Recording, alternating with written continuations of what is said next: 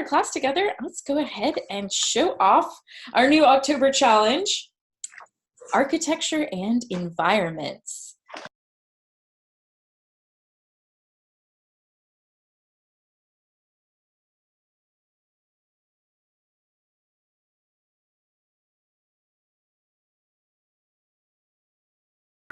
And let me go ahead, and since we've got a couple new people here on the call, I'd love to show you, that works, okay, great, how you can find this. So if you're on your website, you're at learn.10stepstodrawing, and it'll pop you up here where you'll see a whole kind of long feed, almost like a Facebook scroll. And typically there's going to be a little kind of few icons at the top that show featured articles, and you'll see this is our week overview. So each week for 4 weeks, it's going to be a 4-week challenge. We're skipping the very last week of October. It will give you everything that you'll be drawing for 5 days a week, and the challenge is 30 minutes a day for those 5 days. And that's some serious drawing practice, so it's going to be great. Now, just underneath here, you've got the comment. If you click that, it will download the step-by-step drawing guide. So before we start drawing, basically for tonight, what we'll do is we'll look at the overview and talk about what we're gonna learn about architecture and environments this week. I wanna make sure you all are able to access a Pinterest page that I put together for this particular challenge, just in case you're ever going through any of these challenges and you think, oh my gosh, this is either way too easy or way too hard. I want you to be able to check out the Pinterest page and find something that really sparks your fancy. Excuse me. Okay, so as you can see here, we've got day 1. We're gonna talk about perspective, and on this call tonight, we're gonna go step by step through the absolute basics of 1-point perspective.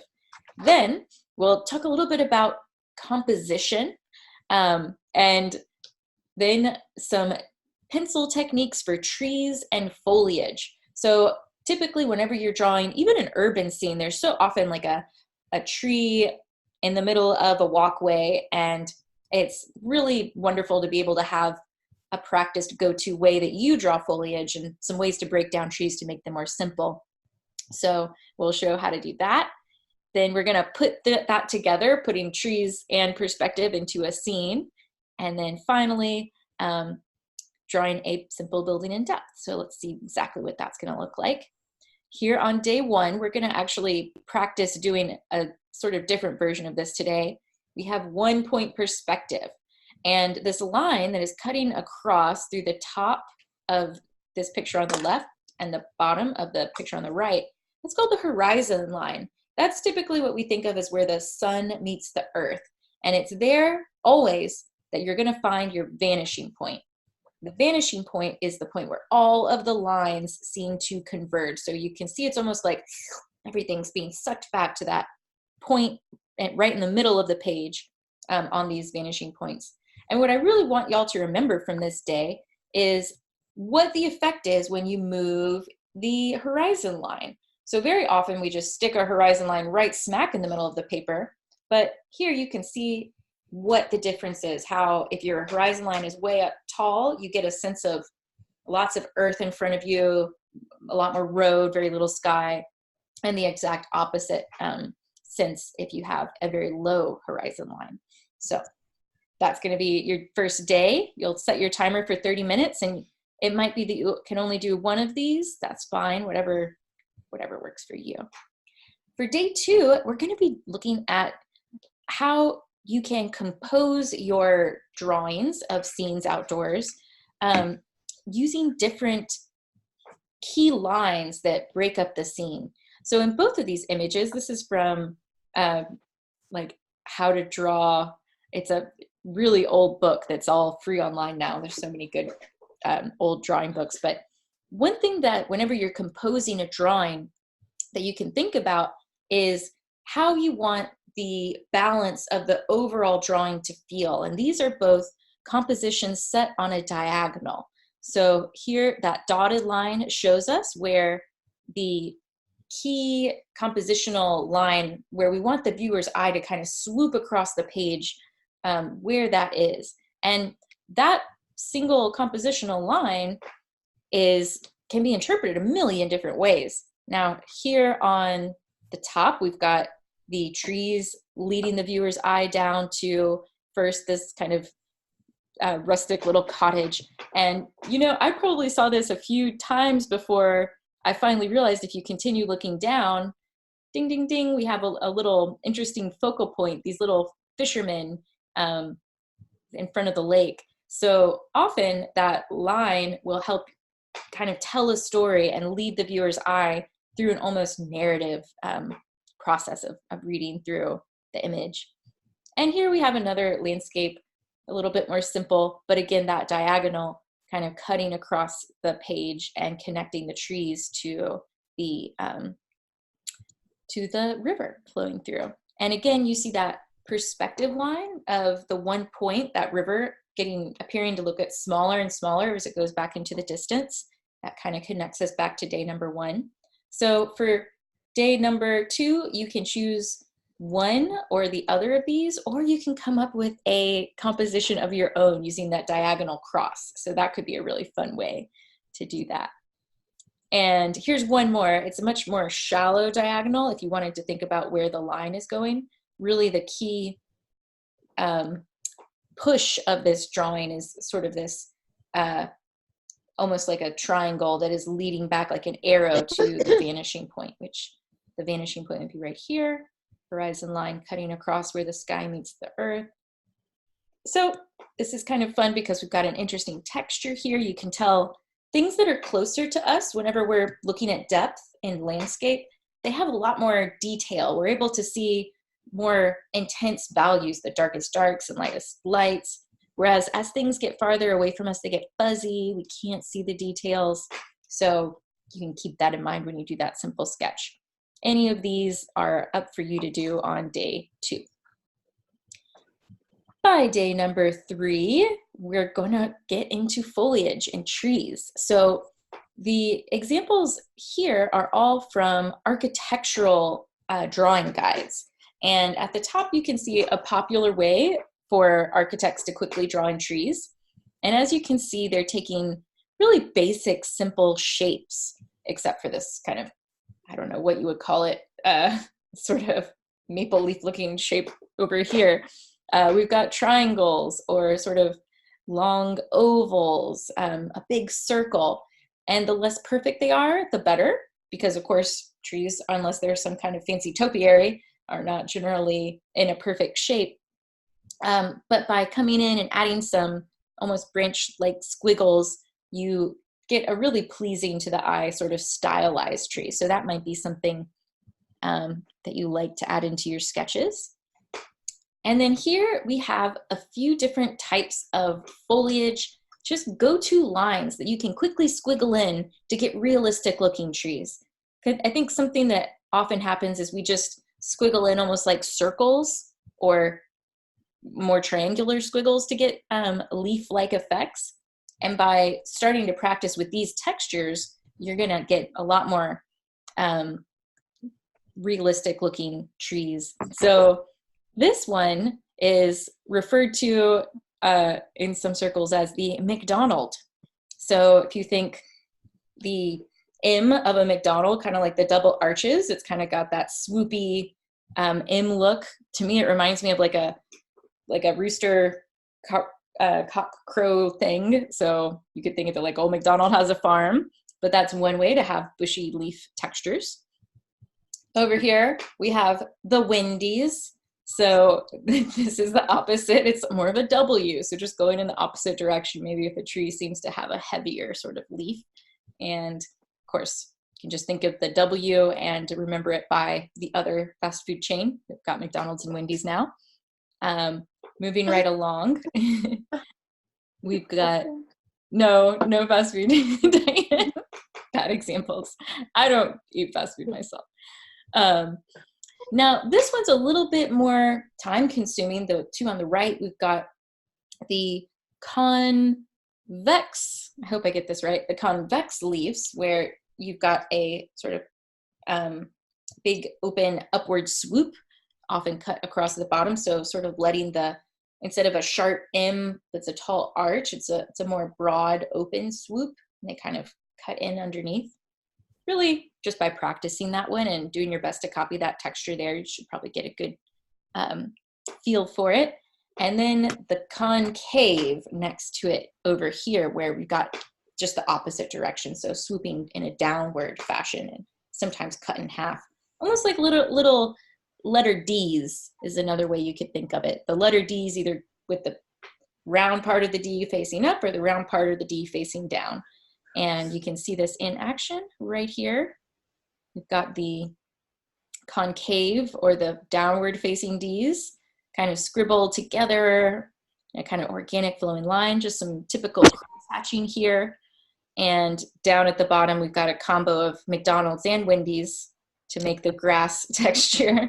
So I know these are pretty goofy little comparisons, but what I really hope is that they'll stick in your mind so that when you're out and about drawing, you think, what was that silly thing that Jessica said? Oh yeah, McDonald's, like, to help remember how you can apply some of these textures to your trees. I love drawing trees. They are so much fun. So that's probably why you see this guy. Day number 4, we're putting it together. We've got a tree in perspective. So hopefully you might have gotten a chance to do either that fence going back into the distance in the earlier drawing. If not, you'll have practiced the perspective, 1-point perspective.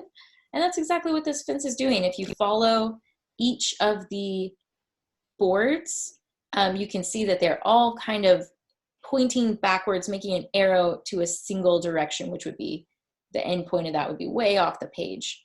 But more importantly, as long as they look like they're getting smaller as they go back into the distance, they're all angling toward a single area, and things are a little bit more detailed in the front than they are, or in the foreground, I should say, than the background. That'll be great. And to add a little bit of interest, we've got our tree just right there behind the fence. And you're welcome to do your own version of a tree if this one doesn't seem appealing. There are tons of trees in the Pinterest board I'm going to show you in a little bit. And if we look really closely, this artist kind of used a combo scribbly version, I would say, of the McDonald's and Wendy's. We've got some kind of loosey-goosey M's and W's in there. So definitely feel free to do your own stylized version to make the trees. And again, think about big shapes first. So if I were going to draw this, I would start with a big, lightly drawn, perhaps pencil kind of circle for the overall foliage. Then I would look for these kind of smaller shapes within, so almost like a cloud moving across the tree. We've got some poofs of green that are in the foreground of the leaves. And then I would start going in and adding the details and making sure I had the branches drawn in before I got really into the tree detail. So those are the steps I'd recommend. Lots of interesting textures here. So day 4 will be a fun challenge. And then finally, day 5, we'll kind of get to relax with some pastoral landscapes. So again, we have those leading lines, and we have the exact same compositional lines of the 2 hills and that background horizon line way behind it. And you can see the artist has gone and added several different types of trees and types of buildings just to give a different vibe. So in your 30 minutes of drawing on day 5, whatever day that turns out to be for you, you can do your own version of these. You can copy maybe just 1 or 2, whatever you get done in 30 minutes.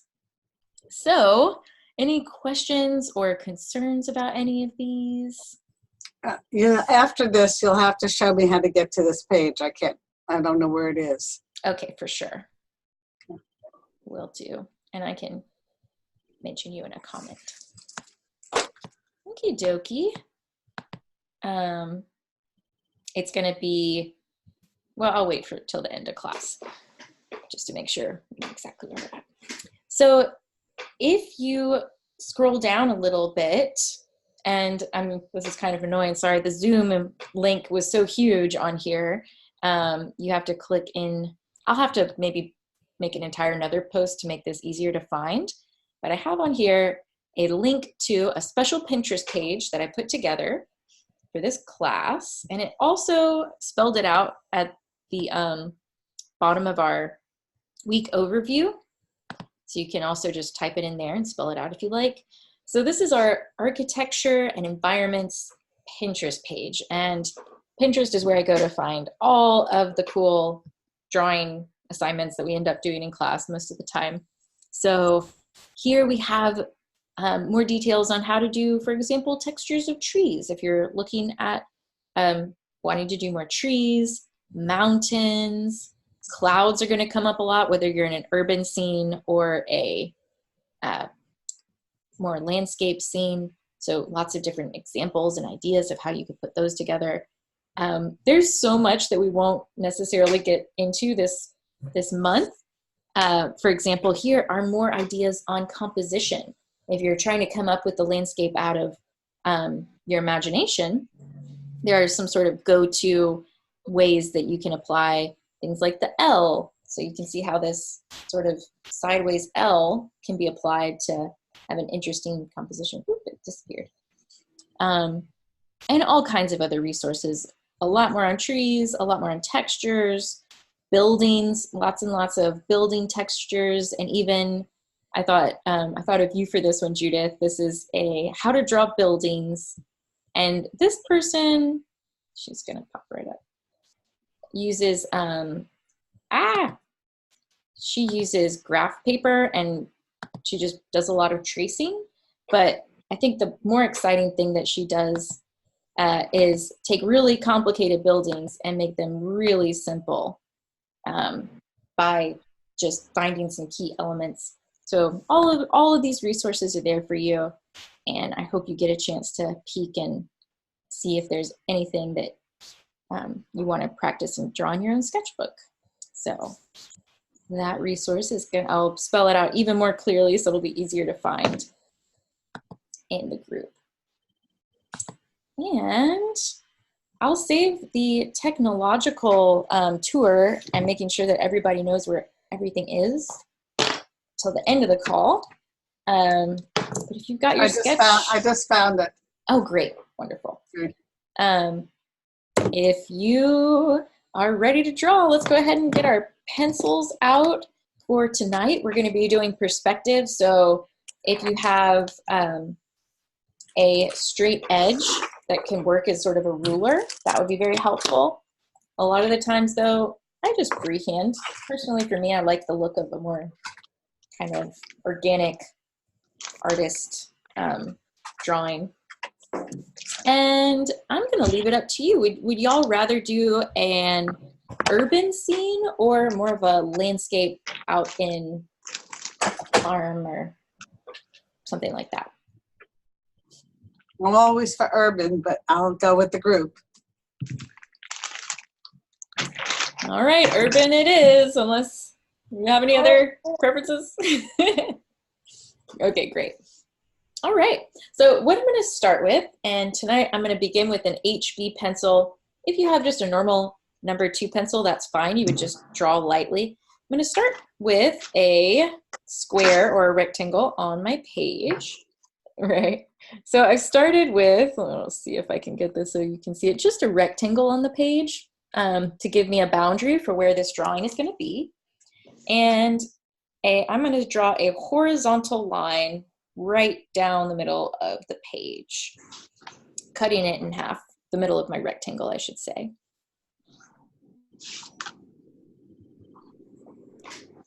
That is, if you want to label it just for your own future purposes, our horizon line.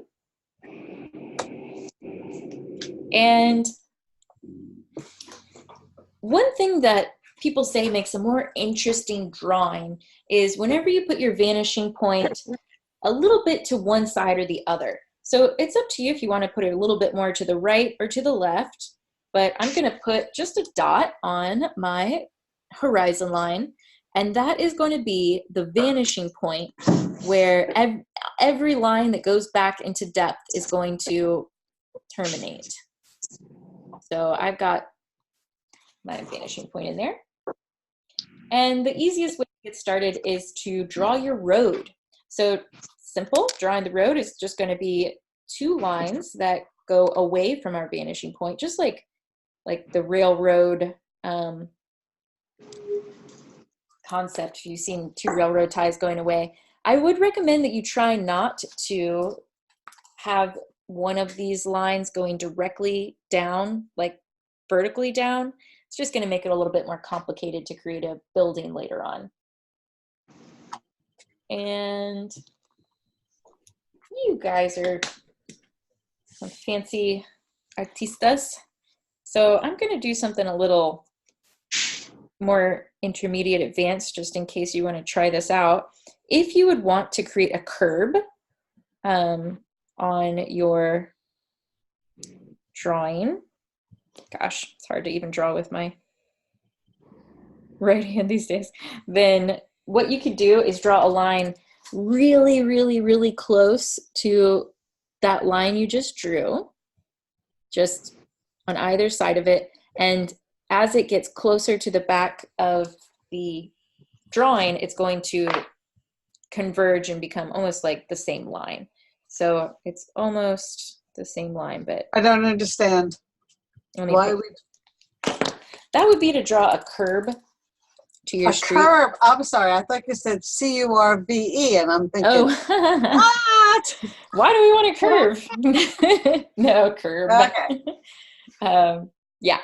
So that would be sort of where you would step up onto the road, have a little sidewalk. Now to draw my sidewalk, I'm going to draw another line a little bit farther away this time, and just let it get closer and closer, closer to the vanishing point until it also converges into the distance. So if you want to see mine first. Oh, you know, I don't recommend breaking your hand if anybody has an option. So. Deep breaths, dear. Deep breaths. Thank you. Okay.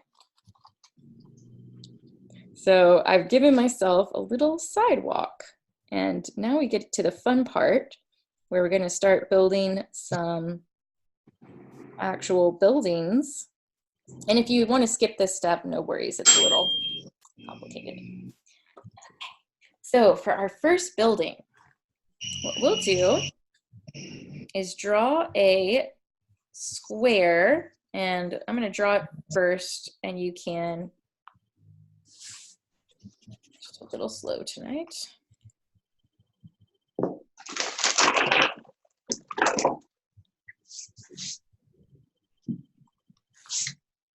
I ended up with more of a rectangle. So you'll start with a rectangle on one side of your street. And as you can see, I put one of the edges, the bottom corner of my rectangle is touching the sidewalk. So that's going to make my building look like you could walk down the sidewalk and then walk right in to this building is what the final effect will be. So go ahead and make sure you've got a rectangle. And I did do my best to make sure that it goes above the horizon line. And now I will erase the inside of the square, or sorry, the rectangle, where the horizon line was.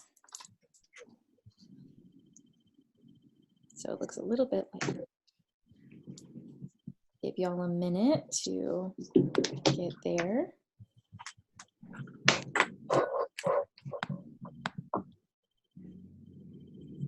Okay, now comes the true perspective part of this. So this is a 1-point perspective. We just got one vanishing point, makes it easy.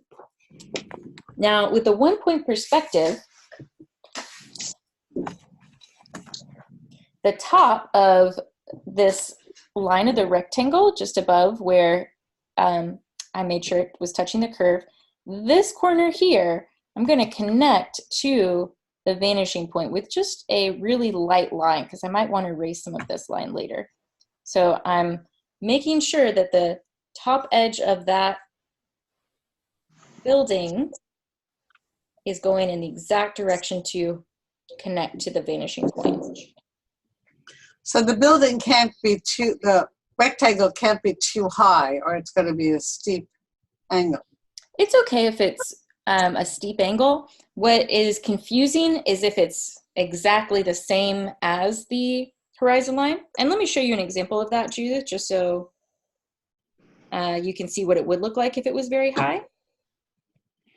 I'm going to do another building behind this one. I'm going to do it as tall as it'll go.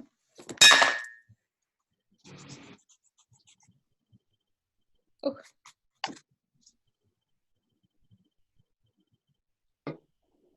So if I have, this building is going to appear to be behind the other building in a second. Let me give it a rectangle so it looks like a little skyscraper. So if I did have a very tall building behind this building, I would do the same thing. I would say, okay, let me connect that to the vanishing point, and you're correct. It would just be a very steep, steep line. And actually, you see that in real life all the time. You see these just very strange, super steep lines that they're hard to make sense of. So the next thing I want to do is decide how far back I want my building to go. And I'm going to darken, let me show y'all what I've been doing here. I'm going to darken the part of the face of the building that's on the side of the street. I'm going to ignore the rest of that line that connects to the vanishing point. We'll erase that in a moment. And then I drew a vertical line just going straight down to the street. And now, as you can see, I've drawn a cube. So this is just really a cube in perspective. And I've got one face of the cube here, and this is the... How did you know where the short line on top? How do you know where it stops? That is your own artistic decision. Oh, okay. Mm-hmm. So I wanted it not to go too far back because that would just give the impression of an incredibly long building that goes for blocks and blocks and blocks. And I'm going to make my skyscraper next to this building be tall and skinny. And at this point, you'll want to erase any other lines. So that was actually a whole lot that we just went over. So I have a feeling we probably need a little review, see how everybody is doing, because at this point, my squiggledy drawing here, I've got a skyscraper next to my little cube building. So. But the angle on the top skyscraper, the short line going down, Mm-hmm. if you continued it, would not go to your vanishing point. It's not the same angle. Yeah, I should correct it a little bit. Okay, I just want to make sure it was supposed to be. Yeah, it is supposed to be. All right. Just freehanding it, so it's a little. I understand. Yeah. I just want to make sure I understand. Sure, absolutely, yeah. So a little steeper.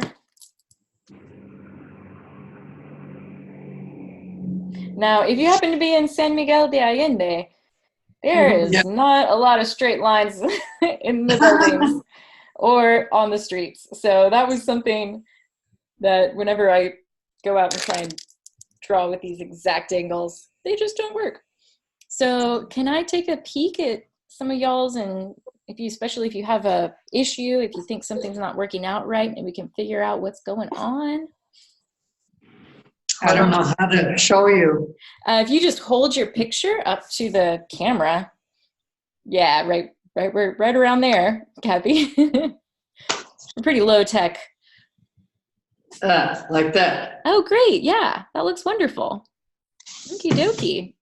I don't know. A little different than yours. Can you hold it up again? So I think a couple of people didn't get to see it. The second building is right. Skyscraper is definitely different. Like back behind. You know what it almost gives the impression of is it's like that's like a stack or like a second story, a room on top of the other building, if you ever want to make that effect.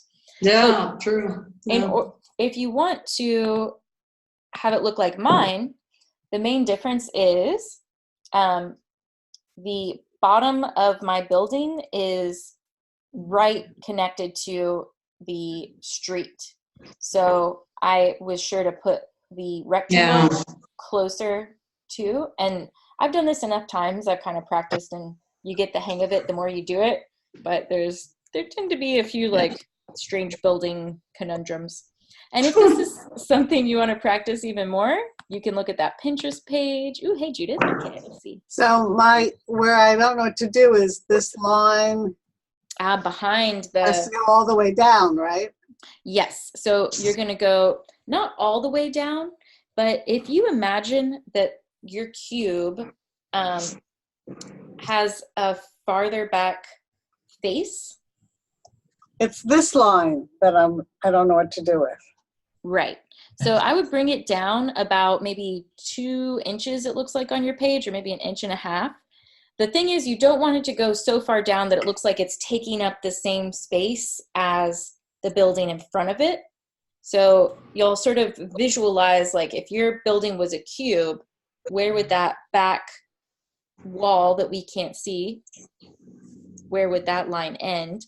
And one way you could draw that out if you had to, let me draw how I've done it on my page.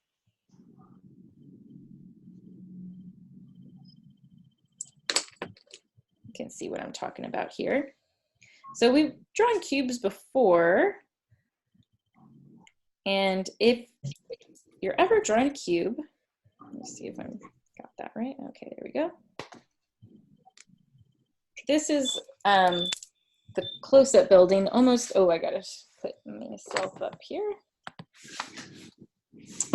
So here you can see if that building was see-through. And sorry, it says my connection's a little funky here. But if this building was see-through, we'd be able to see sort of the floor underneath it, and we would know that this side of the cube or this wall is gonna connect and make the 6-sided like cube. So the building behind it can't go any lower than this line right here, this back base wall. So you put your skyscraper so it also hit the street. I didn't think to do that, and so it doesn't work. Right. Although, as long as you still have it so that it doesn't go below, so if we just pick, say I make my building go farther back, I'm gonna erase this, and this is gonna make it look more like you and Kathy's building. So say I had a really big, huge, wide building behind this other one. Okay, something like this. See that all right? So now I've got the same issue, right? Instead of sitting right next to this building, this huge building behind it is going to go down, but where do I end this shape? Oh, I see. It has to end there. It's not, this is not finished yet, so don't do that. That's not quite. No, I understand. It has to okay, can't good. go down further than that line. Exactly. So I would say if this building is scooched right up next to the building in front of it, then the biggest the building can go is right here. So okay, but you're still touching the street. So and I'm touching the street. When I look at this, it doesn't seem like those two buildings can coexist because well, they could coexist, but it would be sort of like having like a courtyard, or maybe, you know, you'd be walking along the sidewalk and then you would be able to turn in and there would be some sort of larger walkway. Got it. Okay, that would work. Yeah. Okay.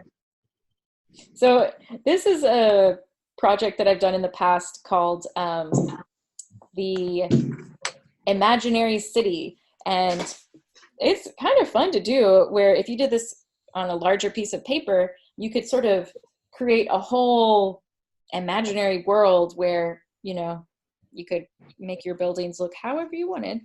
And this 1-point perspective takes just I think it's like a different part of the brain than we're used to using, especially me.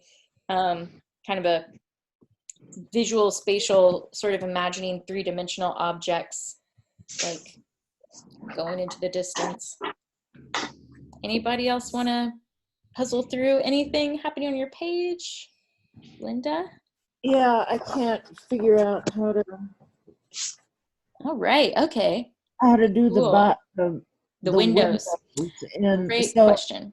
the top one, the top of the window goes down towards the horizon line. So all of the windows that go back into depth, so the windows that are on the side of the building facing the street, they all need to go back to the vanishing point. But other than that, it's looking great.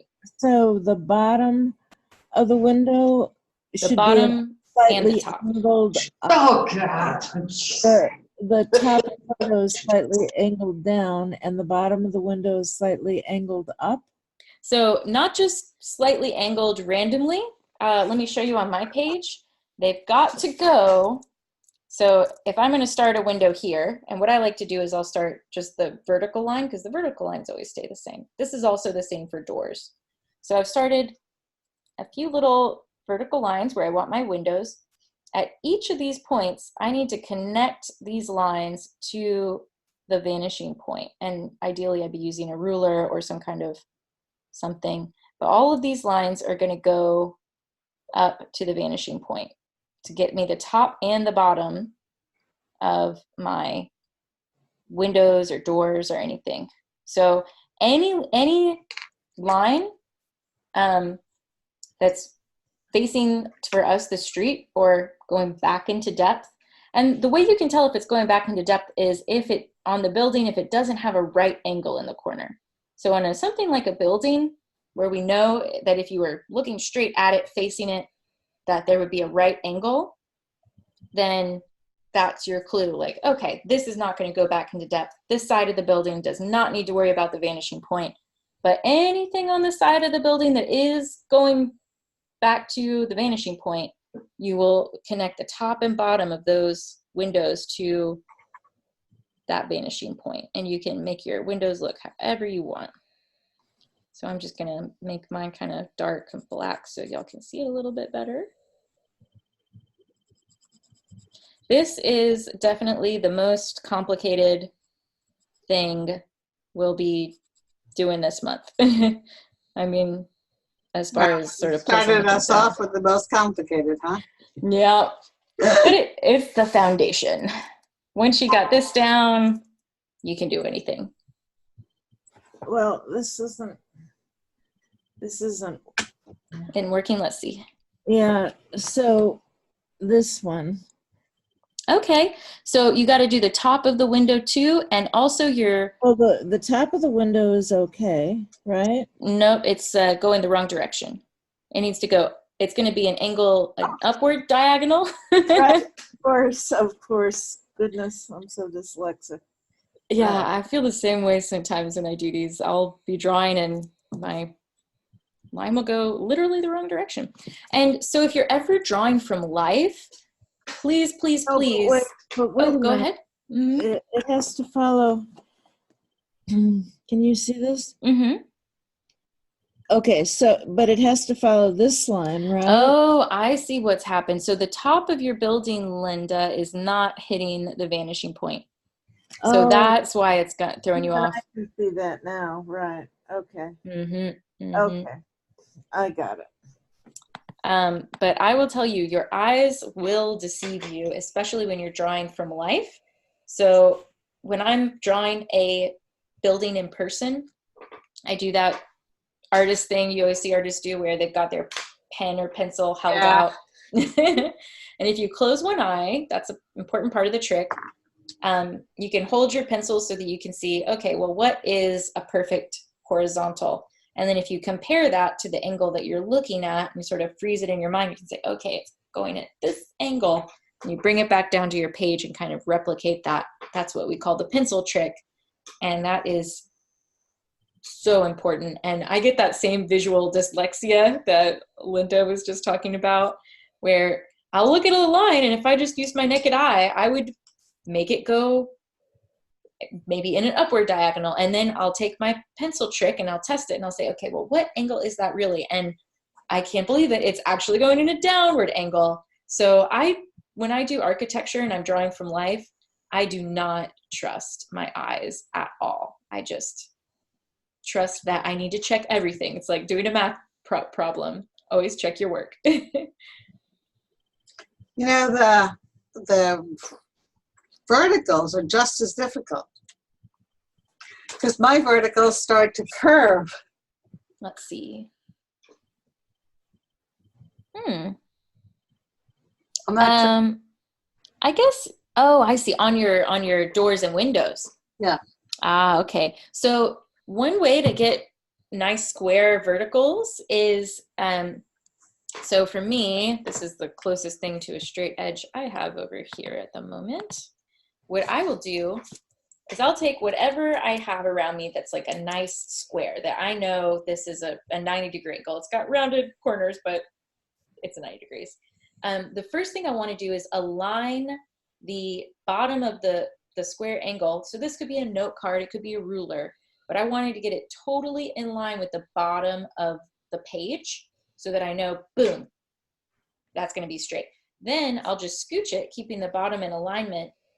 And I'll say, okay, if that's perfectly straight and this is a 90-degree thing, then I can trace going upward to make sure that these are verticals and not curvy or going at the wrong angle. Because whenever we're focused on something, we often forget, like, I've been turning my page a little bit, or you kind of lose the big picture scene. So you can use a ruler or any square edge piece of paper, anything like that for that. And once you've got at least one building down, you can kind of keep populating your scene with more buildings. You can add some more decoration to your buildings, whatever you want to do just for fun at this point. And for this particular challenge, for this month's challenge, that's why I want to, and I will keep adding to our Pinterest page, just so you get some ideas of lots of different types of ways that you can decorate your scenes. And of course, that's the beauty of travel, is everywhere you go, every different city has its own specific type of architecture, and that can be really fun to look at. I'm just going to show a few examples for a minute from the Pinterest page. So here you can see this is where we got our examples for our drawing assignment. We've got a sidewalk. We've got the doors and windows that are all going back to the vanishing point there. And this is a pretty standard city scene, nothing too fancy, just rectangular doors and windows. Even trees. Here we've got kind of just trees going back into the distance.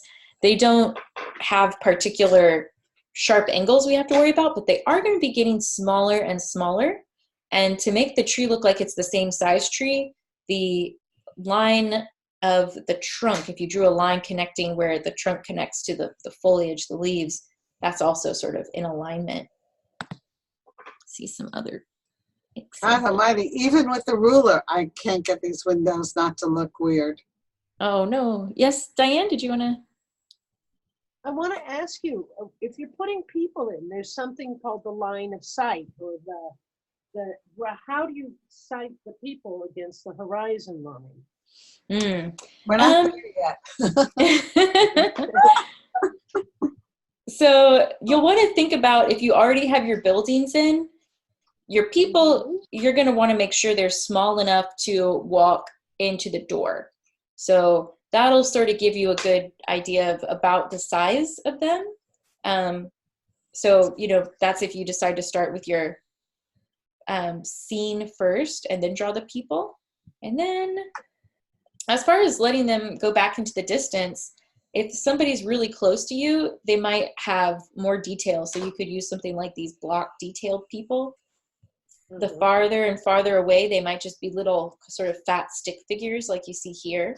And they'll just get smaller and smaller. And you can actually take the the head and the feet of that person, and they would go back into the distance following the vanishing point. So say if we had, let me show you an example. I'm going to draw this out so you can see. Is the sight line, or whatever you call it, for the eyes when you're thinking about pedestrians walking. So they're all, the eye level is all the same, going all the way back. Yeah, so the eye level, it depends on Yeah, the scene. how do we figure out if we wanted to put people on this drawing, how would we figure out How big to make them? well, no, the eye level in relationship Mhm. to the Right. well, So I know what y'all are thinking of, because y'all both taken my previous classes where we talk about when people go back into the distance, the eye level, depending on the scene, is the same. But this is going to sound a little tricky. Let me first, I want to show y'all like a couple little, I put some little people on my drawing. So this is what it would look like to have people in the scene, like walking up and down the sidewalk. They really look like ants. They're so small, but I started by thinking, how big does a human need to be to go through this door? Otherwise, it would be totally out of proportion. So what I've stuck with are what we've talked about in the past, are little carrot shapes, little carrot form people. Just like a little carrot with a little dot on its head. That can be the simplest, easiest form of a person that if you're really from far away, that's what you're going to see. So whenever we talk about eye level, what we're really talking about in the global sense would be the artist's eye level would be the horizon line. So in this particular picture, if this was, if I was drawing this from life, it would be like I'm sitting in a big tall building set far away overlooking the city, so that I'm looking down on everyone. But if I was like standing in the middle of the street and if we had a much larger view, then that's when you would have everybody's eye level in alignment. But I'm not going to get into depth on that today. That's probably going to be week 3 that we talk about fitting people into the scene realistically. And in the meantime, I would just, if you do have the ability to draw from life, draw from whatever you can see. So, good question though. This is, as I mentioned, the most challenging concept that we're covering is drawing perspective and getting buildings to look realistically. In general, whenever you're drawing from life, or if you're drawing from our homework for the rest of the week, then you'll just look and try and find the vanishing point as the key focus. If you can find that vanishing point and figure out where all the lines are converging, then that's all you really need to worry about to make your perspective look realistic.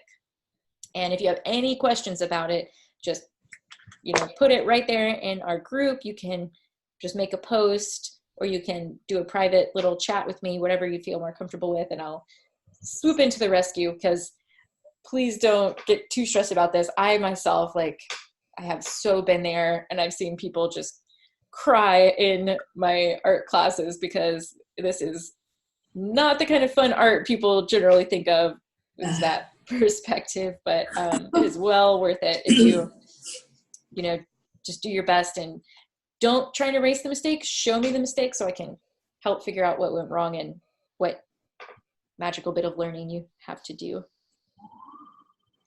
So at this point, I can do another quick little tour of the website if anybody wants to stick around for that, and show off some of the easy ways to get places. Otherwise, I'm going to say good evening and lots of luck to my regulars who know the site well. Any other final questions? Most of this week's supposed to be done in pencil. Would you recommend just pencil? Yeah, just pencil. If you feel like you want to go back over it in pen afterward to make it pop more, that's up to you. Okay. Yeah, pencil would be great. All right. All right. Sounds good. All Excited. right. See Thanks you. so much, everybody. Thank you. Bye. Hope your hand gets better Thank you. soon. Every day is a little better.